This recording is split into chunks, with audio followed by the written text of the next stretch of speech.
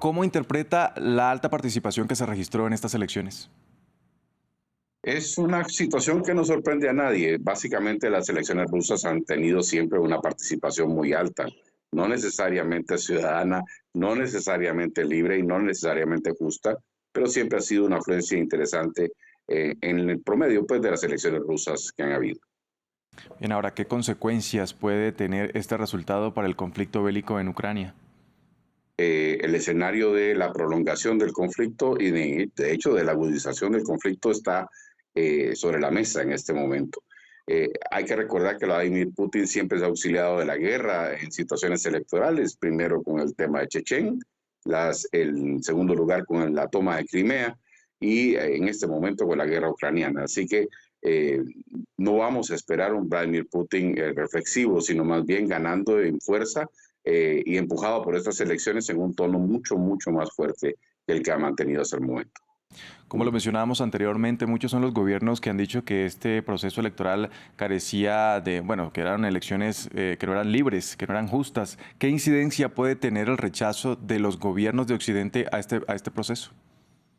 Eh, Poco o nada para lo interno que tiene Rusia en este momento, que tiene casi un control absoluto, digamos, de su ciudadanía y de la situación o de la información que su ciudadanía recibe, además del constante bombardeo que los rusos tienen de su propio gobierno sobre acciones prácticamente de propaganda de Estado.